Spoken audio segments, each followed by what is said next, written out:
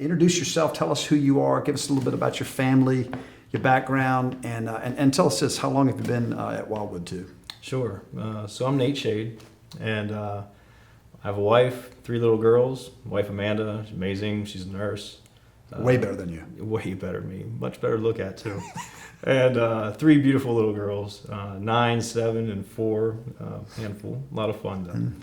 And we've been coming to Wildwood for going on like 3 years now, maybe 4 years, and love it up here, having a blast. We moved to Tallahassee from New Smyrna Beach area, and so and it was mainly the prisons that got me to get into this. Organization had an opening up here that I'd been a volunteer at for probably 8 years, and then they called me and said, "Hey, we'll pay you very little to come up here and move your whole family and work here full time." And how do you say no to that, right? So that's what we did. So I think, if I'm not mistaken, our first conversation may have been, was that Lucky Goat? That we had first substantive conversation that we have. And I just remember my eyeballs getting wide when you said, hey, my dream is actually to run a prison one day, a privately run prison. I went, who in the world says that's what I want to do? But at the same time, I went, hallelujah. This is great. So sort of leading up to that statement, how in the world did you get to that point? What got you interested in this, et cetera? How did you discover this is a passion of yours? Yeah, so it's a terrible story. Really is, tragic story. And so the church that I've been attending for years down in Edgewater, Florida, there was a young man that sat up front, saw him often. Really felt like God wanted me to just be friends with this guy, but never made the time. I was always busy and excited with the cliques that I was part of in the church. Was at home one evening with my wife. We're finishing up dinner, turned the news on, and the news comes on. There's a guy walked into a medicine shop with a gun and trying to steal drugs. The officer there opened fire and shot him dead. Now, I said, good, got another one off the streets. And in my self-righteous attitude, went back like nothing ever happened. Well, that next morning I went and stopped by the church on my way to work. And I usually would do that because amazing man of God, Kyle McQuillan, worked there. And so I'd stop in by his office and, Kyle, how you doing? And he'd always just loved me really well. Well, this is the guy that married me and my wife, right? And so, but he had been involved in prison ministry. And he says to me, hands me a picture. Do you know this guy? I said, yeah. I said, I haven't seen him in a couple weeks. He sits up at the front of the church, and then he hands me the newspaper. Same guy. So it was at that moment when I realized a brother of Christ died. And I said, good. That was hard. So Kyle looks at me and says, you know why these guys go to prison, right? Why, Kyle? Sin. Same thing you do every day. These guys just go to prison for it. So then he slides an application, to volunteer in the prison over to me, and I took it and walked out, signed it, and, after that I started volunteering in the prison and just never looked back. Walking into the prison gave me life. My wife always knew when I was there. Because when I came home, I was just a whole different person. Full of smiles, full of excitement, and she just knew I was with the inmates. So why in the world would you be smiling? Why would she know, hey, he's been at the prison? Yet I think most of us would initially think that would be a hard, taxing environment to be in. It sounds like you have the opposite reaction. Oh, man. So a lot of people will talk about, I went to prison, or I talk to these prisoners or inmates, and they all think, I'm not guilty or I'm innocent. And that's not what I got. I've been doing this for, I think, 11 years now, and I've had 3 people tell me they're innocent, which makes me want to believe them. Right. Because everyone else is going, no, I did it. Yeah. I did it. Now, what they what they don't agree with, and what I might not agree with, is what they're being punished Right. for what they did. But these men and women, when you walk into these prisons, are so grateful that you're there. It was just, you came and saw me. Here you are. So the interactions then with the people who are just saying, I'm just happy Yeah. that somebody's making an investment. That's what began to drive you. Yes. And, they'd write letters, for me to take back to my wife and, thank you for sharing, Nate. Yeah. Things like that. Yes. Wow. Like, yeah. So, but at that point you have another job, correct? Because this is what you're doing as a volunteer. Yes. All right. So then was it Tallahassee then that as time went on you got the opportunity to do this full time?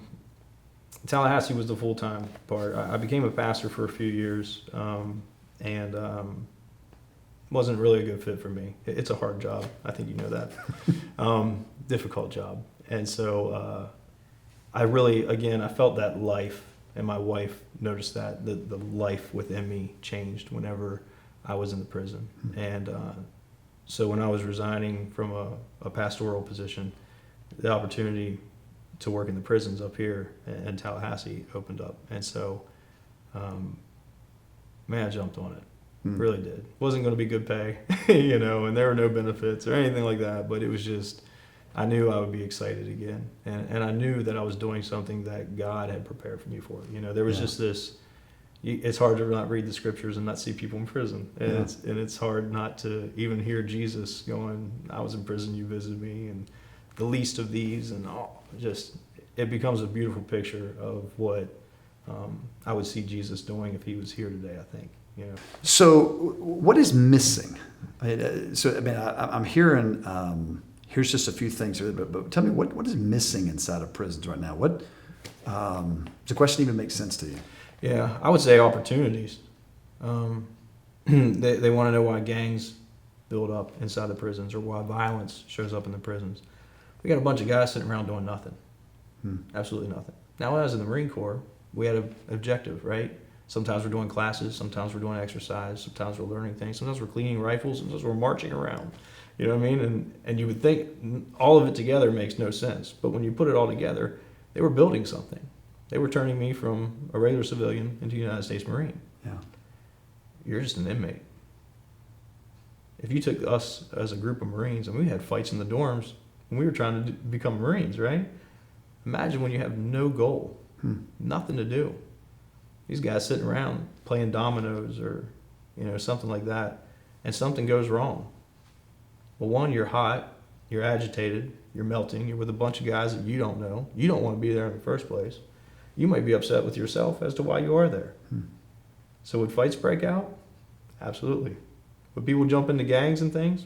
Sure, for protection. There's all kinds of things like that. So I'm part of a program called Horizon Communities Corporation, right? That's what I run. We go into the day room. We take the TV out, we make a smaller little TV area for them to view. We turn the day room into a computer lab.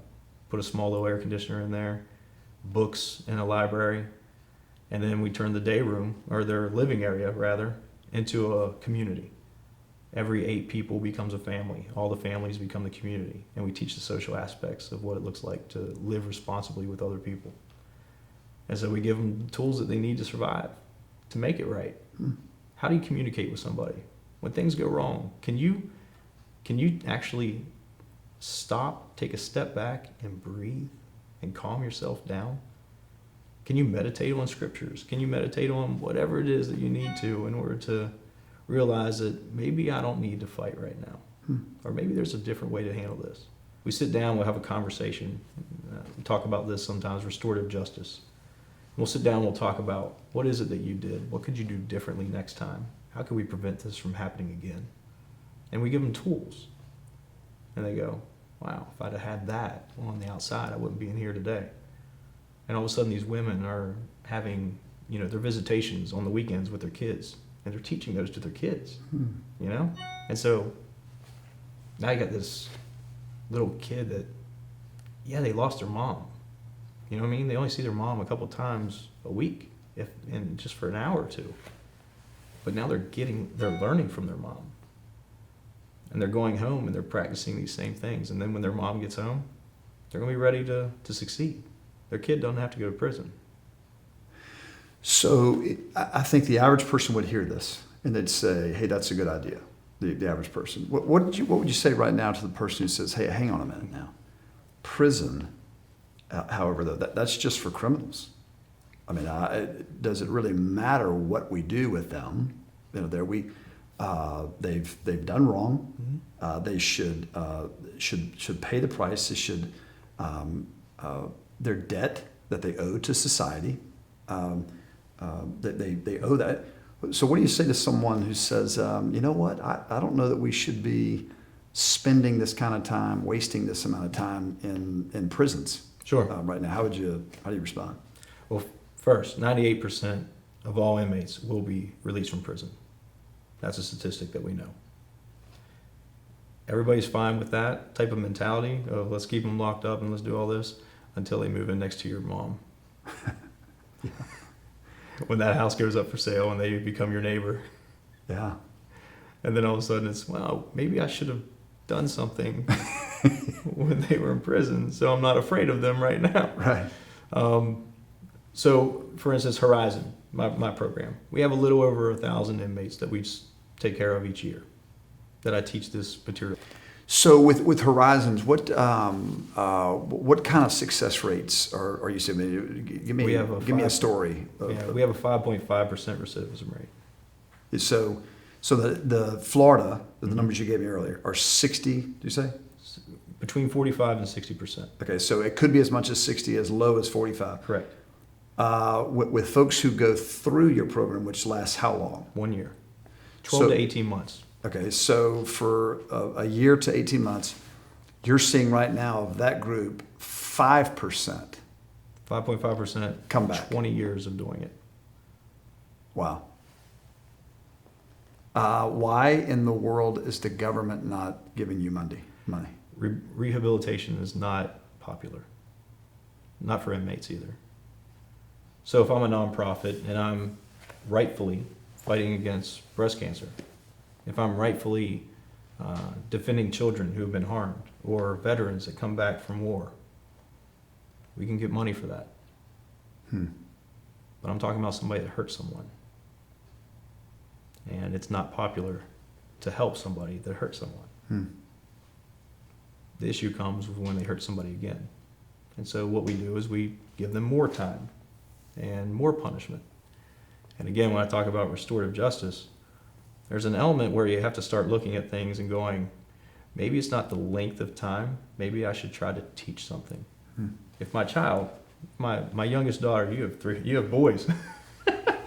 I have 3 girls, right? And so if one of them hits the other one, the one that hit is in trouble. Now, if I put that kid in timeout and I say, you're not supposed to hit, they're going to do it again. Maybe I need to put them in timeout longer. Maybe I need to ground them longer. Maybe they shouldn't come out of that room for a week. Maybe I should start taking food away. I can keep doing that all day long, but something changes whenever I grab my youngest child and I grab the oldest one that she hit. And I don't start by talking to the youngest one. I grab the older one and I say, are you okay? What happened? How did that feel? And I do that right in front of her.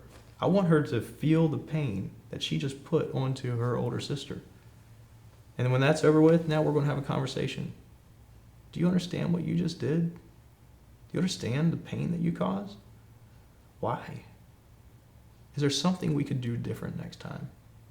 How can we prevent this from happening again in the future? Help me help you. I have some thoughts. If you have some, we'll talk together and we'll try to fix this and figure it out. And then I go back to the victim. How can we make this right? What do you need to feel safe again? You're saying what you want to do is to restore the dignity of the personhood there. In other words, you want to bring about, once again, this individual who committed an awful crime is still made in the image of God. Here, say it this way. I was I asked this question recently to a group of students. I was asked to go speak and et cetera. And it wasn't this context, but it was a different subject. But I said, do you realize that had Moses and David been living in America when they were writing the scriptures in there, we might not have had some of the Bible written. Yeah. To put it into a prison context, if Joseph was an American and was taken to another country and falsely accused and put in prison, we would be fighting like crazy to get him released.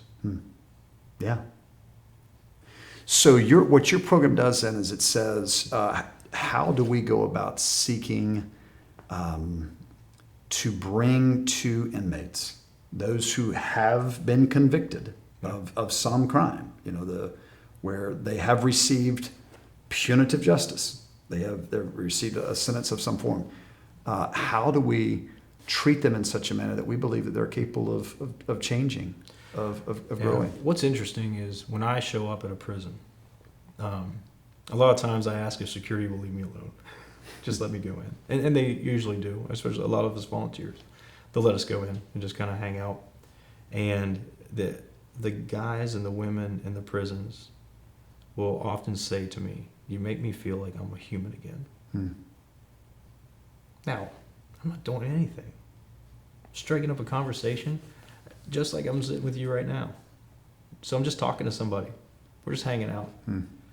And that's all it took. It's all it takes for them to just feel this sense of humanity within them.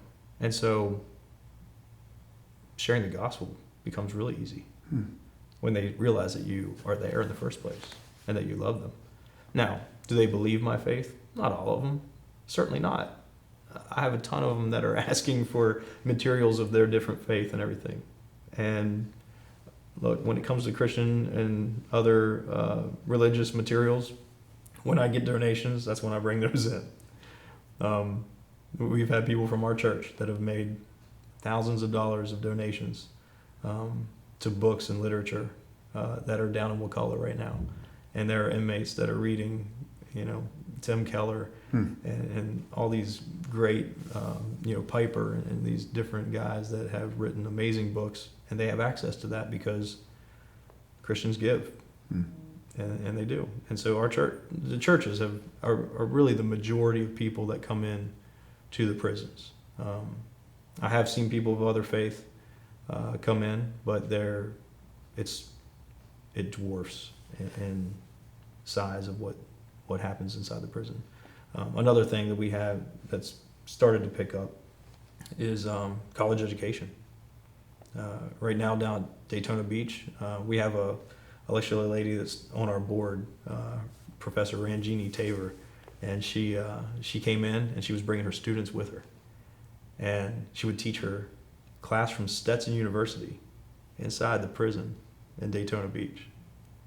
And so you have one inmate and one student partnered up in a business class, and she would teach it right there. Now Stetson University is coming in. They have several professors that come in. Stan Van Gundy actually came in the one time and taught. He teaches classes for them and has been in the prison teaching it. And, now they're getting college credits.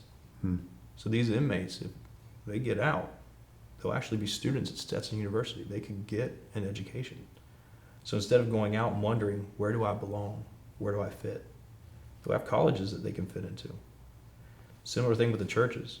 If the churches go in there, and if they spend the time, when these inmates get out, they'll know where they can go for home. They don't have to question it.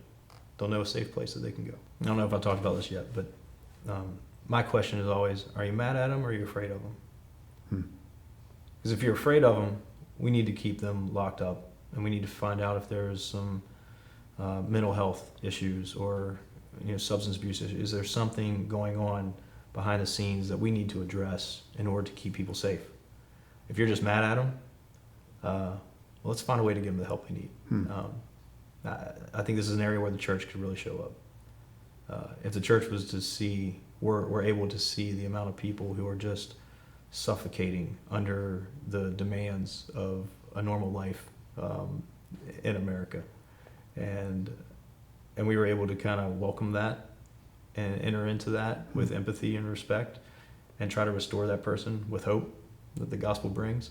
I think that looks a whole lot more like justice than handcuffing someone and just hoping for the best. You shared with me a story before we were shooting this, and I loved it. And it was a creative way to go about seeking justice. Right. Where there's the punishment side of things, and then there's the restorative side of things. And it had to do with a guy that, only thought he had a talent of drawing. Right. Share that. It was what we talk about is restorative justice. There's a lady here in Tallahassee, Dr. Cindy Bigby, brilliant lady, amazing lady, and this wasn't, I don't think, with her, but with some of the people in her circles that do restorative justice around the country and in Florida. And this 13-year-old kid keys a car, damages it, messes it all up, and this older lady calls the cops on him, and they arrest him. 13-year-old doing just dumb stuff, and got caught. They decided they're going to use restorative justice. So they bring together this lady, a friend of hers, this young man, the family that he had, and this restorative justice nonviolent communications professional. And they have a dialogue. And similar to what I mentioned about my daughter earlier, how did this feel?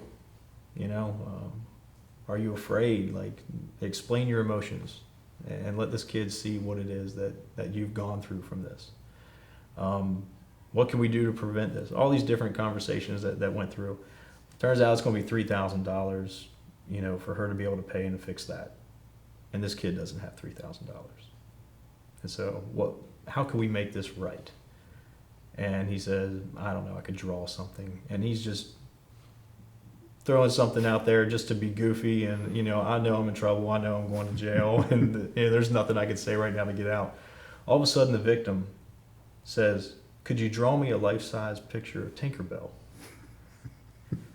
The room's pretty quiet. Even the professional doesn't know what to do at this point, right? Like, is this lady being serious? And she's a life-size picture, like a picture as big as me of Tinkerbell. I said, yeah, I can do that. Okay. It takes him about 4 months, but he draws it. And that's what she wanted. She wanted something like that. She never got the car fixed.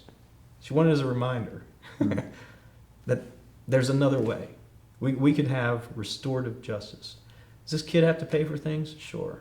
It took him time, it took him energy, it took his efforts, but he got to see value in his work. Now, did it look amazing and Disney quality? I doubt it. But that lady didn't care. It's $3,000 for a car. In the end, this kid doesn't have a criminal record. He's not going to spend the rest of his life knowing that he committed a crime and has to have that on his record and answer for it every single time. Give him another chance. It was another way out. Restorative justice is one of those things that I'll push like crazy. Word to us. You have been at Wildwood for a few years now. Sure. You know that we are. This is a good church. Yeah. There are people here who care. They love Jesus. They. So many have done a variety of things to help a variety of problems. In there. What would you say? Sum it up. What do you say? Hey, I would love for Wildwood to hear this. What do you want Wildwood to hear when we talk about all things criminal justice reform? Sure. Your voice can be really loud. Being in Tallahassee, so close to the Capitol, so close to central office, your voice can be extremely loud. If you were to see the legislative practices that people are trying to come up with on how to punish someone more severely for a crime that obviously is already on the books and people are already being punished for it, can we look at it a different way? Could we vote against something like that? Could we speak to a legislator and say, can we try something different? For 30 years, we have seen nothing but mass incarceration, where we have grown to being the top country in the world on incarcerating their own citizens. Could we try something else, especially as a church? Let's try to, instead of being soft on crime or being hard on crime, let's be smart about it. Let's be smart on crime. If we were to join in on some of these restorative justice practices, I think the church would be able to understand that maybe Wildwood's leading something here. And if the church misses out on this, the world's going to own it. And that's not good. That's not good. Again, I love these people that are doing this work. But if you can do this work and you can show somebody the one who saved their soul, that changes everything. If there's a way that we could make your contact information available for people to be able to get in touch with you, Yeah. I think that they would know how to do this even more intelligently, intentionally. That would be ideal. Yeah. If you're open to that. Oh, I mean, horizoncommunities.org is our website. There it is. We're also on Facebook, and that information's there. When you're looking at things like Families Against Mandatory Minimums, FAMM, are here in town. There's just so many different things that justice coalitions and things like that are all around this area that are, a lot of them are linked to on my website, just because I support them like crazy. Because, I mean, there's some places, some people that are doing some things that I'm probably not going to walk in on, right? I'm not going to march with you, type thing. There's others that I'll march until my feet wear out. But if it's on horizoncommunities.org, then I support them. Yeah. And I've looked into them. They might not be Christian. They might not be biblical, right, on the way that they are looking at things and doing things. But they stand for the things that I stand for. They want to see restoration. They want to see justice. They want to see those two things married together without hurting more people. Yeah. Brother, very, very helpful. I mean it when I tell you thank you for what you do. Yeah. Thank you for devoting your life right now, saying, Lord, I want to jump on board with you. I want to get doing what you've asked us to do. Yeah. So Jesus has told us to seek justice. I think you're doing it day in and day out. And thanks for leading the way. Hopefully we can get more folks joining you. Yeah, that'd be great. All right. Thanks for being here. Yeah, man. Thank you. Great.